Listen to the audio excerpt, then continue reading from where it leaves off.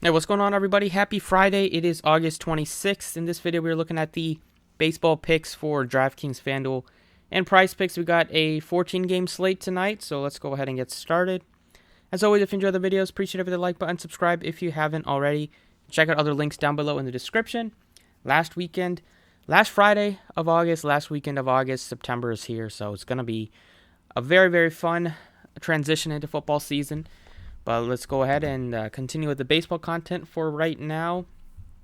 So, first game up today, we've got the Red Hot Phillies against the Pirates coming off of a sweep against the Reds. Phillies have done a great job of just beating up on bad teams. The one team they can't seem to get a hold of is the Mets. But they're going up against the Pirates now, so it's another great series for the Phillies to potentially sweep or definitely win the series. And best news that they've had that they got yesterday was Bryce Harper is going to be reinstated today, so he mashed in a couple of AAA games, and he's ready to, or maybe AA games, but anyways, he's ready to make his return to the Phillies and be a staple in the middle of the lineup. Phillies look even better with Harper back. Nats side, you got a couple of Nats that are cheap enough you could consider against a lefty, like Cruz or Alex Call if he's batting leadoff at 2K, or Voit or Lane Thomas, but otherwise, the Nats are the Nats. Blue Jays look okay against Detmers. They're going to be looking at 9 righties, so that's scary for Detmers. And they're at home, so that's a good spot for them against a poor offense in the Angels. Expect the Blue Jays to win this game. Just don't really want to pay over 5K for some of these guys. Like Teoscar's been in a slump. Bo Bichet's been struggling, so don't really see myself stacking them, but you can go at some one-offs. Next game up, don't have much interest in the offenses. You might get some rain concerns, but think you'll be fine. We have the Mets, wind blowing out in Citi Field, going up against Chad Cole, who's been having not the pleasure of playing in Coors for a majority of his starts, for half his starts about this year. Going up against the Mets, look at some of these lefties like Vogelbach or Brennan Nimmo, but they're also pretty expensive, so they're not really a top priority for me to stack, besides a couple of one-offs. We have some Rangers, righties like Adolis Garcia. You got the bottom of the lineup really cheap against Tyler Alexander, but on the other side, Glenn Otto looks okay as an SP2. You probably can do better. Padres against a lefty. If Will Myers is batting leadoff, he looks solid. Otherwise, we know Manny Machado continues to rake this season, especially against lefties. He looks solid. And don't really want to pay over 5K for Josh Bell. Maybe you can consider Drury.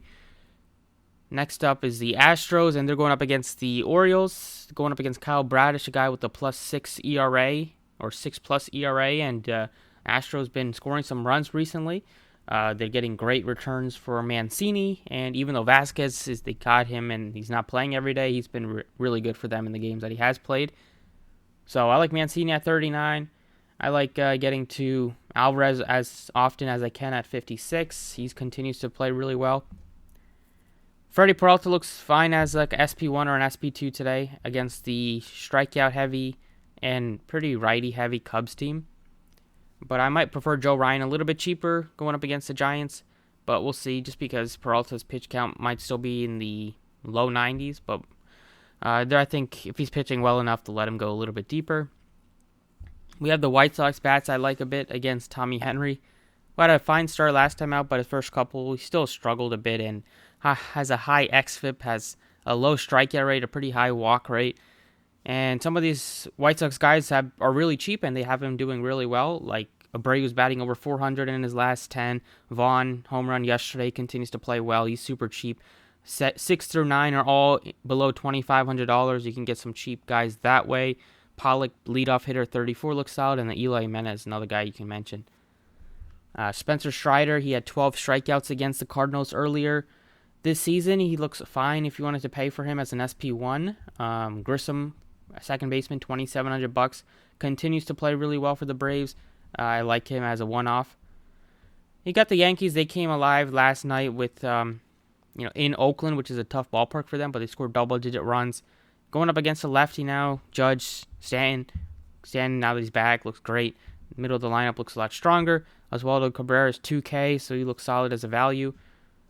And then last game up, he's got a pitching matchup. Don't have any interest in the bats. Going back to DraftKings, at pitcher for me, I will look to get to Garrett Cole in Oakland, and then I will look to get to a value SP2, which is going to be Joe Ryan against the Giants. At first base, you got some options between the Blue Jays guys, the Phillies guys. You have the Mets guys as well. But I do like Abreu at 4,000 against Henry. He's still having a good season, 310, 14 home runs. His power's been down a bit this year. The last 10, he does have 3 home runs, only 8 strikeouts during that stretch. And you see a couple of multi-hit games from him recently. And just a good spot against, Abreu is one of those guys that also does really well against lefties. So I like him at 4,000. It's a pretty affordable price tag. Next up is a Phillies guy, and I like to play him at shortstop a lot. Recently, it's been Bryson Stott at 4K. He is having an awesome last few months. Even early on in the season, he was just getting unlucky with the batted balls because he only has 57 strikeouts and over 300 at-bats. He's not a strikeout guy. The average has just been low because he's just been getting unlucky early in the season, but now it's starting to really turn around. And in his last 10, he has 11 hits, a home run, 4 doubles, 3 stolen bases, so he gives you speed upside as well. Lots of 10-plus fantasy score games for him recently. Expect the Phillies lefty-righty matchup for him to score some runs, and he's been getting upgraded a bit in the lineup. It'll see what happens now that Harper is back. And speaking of Harper, he's cheaper than Schwarber. Schwarber had a home run yesterday, but I like Harper today. If it's his first game back, but he played in AAA. Well, actually, he didn't play in AAA. He played in rehab, maybe double A, I'm not sure. But he went 5 for 8 with 2 home runs, 2 doubles, 6 RBIs, 3 runs. So, he's pretty locked in. That pitching is a lot worse, but looking at the Pirates staff, it might not be that much of a difference, honestly, with how they've been pitching at times this year. But Harper, if he continues to be locked in, he was on fire. He was making a case for MVP before he got hurt, just with how good he was, especially in the month of June before he got hurt. And just a lot to like at that. Still with Harper and the Phillies offense today. They are my favorite stack. And then last but not least, get to Andrew Vaughn, who is $3,600. Just a nice, affordable option. He's batting almost 300 now. Home run yesterday. Couple of extra base hits and lefty-righty matchup as well. I like some of these righties from the White Sox, and especially at these price tags. And I think he has another good shot to continue playing well, or at least continue his last couple of games playing well. But that's about it for DraftKings today. I like the Phillies stack a lot. Like the, some Mets, couple Blue Jays is fine. I like the Astros stack. And then I like the White Sox stack as well. So that's it for DraftKings. Go to FanDuel. So a little different with the plays on FanDuel. I still went with Garrett Cole as my favorite pitcher just because there's enough value elsewhere to make it work. But I went Mancini at first base. Back-to-back starts for him with home runs. He's starting to make it tough for them not to keep him in the lineup. So really definitely expecting to be in the lineup today. Bryson Stott, second base, shortstop eligible on FanDuel, continues to play well for the Phillies, sub 3K. Don't have to say too much. He's the reason they got rid of Didi Gregorius. Vaughn is only $2,800, and he possibly could be batting second like he was yesterday. And then Schwarber at 33 looks a little bit better price than Harper at 4K. So DraftKings, where Harper is cheaper, I like him better on FanDuel. I think you can make a case for Schwarber $700 cheaper than Harper. So that's it for DFS. Go over to Prizepicks. All right, so on Prizepicks today, not completely in love with some of these options, but I got 3 props, a couple different ones than I usually do. There's not really a nerfy that I feel great about. Like yesterday, the Yankees one came through, which is surprising because how many runs were scored in that game, but that one hit in the first. But today, you have nothing I feel great about. Maybe Strider and Quintana could be one that you look to. There's a few on sportsbooks, but the Mariners one is definitely on the list. But today, instead, I went with a pitcher fantasy, which is Strider. Going up against still a pretty balanced but a majority righty-heavy Cardinals team, and he just has great strikeout stuff against both sides of the plate. If we take a look at Spencer Strider's numbers, and he had 12 strikeouts against them just in 6 innings, I believe. He's just been great in his last 30 days, 2.75, xFIP 38% strikeout rate, just a 7% walk rate. In general, this team is striking out about 19% of the time. You have a couple guys that are high with the K rate with Gorman and Paul DeYoung, and just almost a 50% strikeout rate to righties in his last 30 days, which is just crazy. And you should be getting 1, 2, 3, 4, 5 righties, 4 lefties. Hopefully, he can make that work. Next one is under for Kyle Bradish. He has a 6.23 ERA this year, so I don't know why he's still been fine in some games because of the strikeouts. He's been right around a strikeout per inning.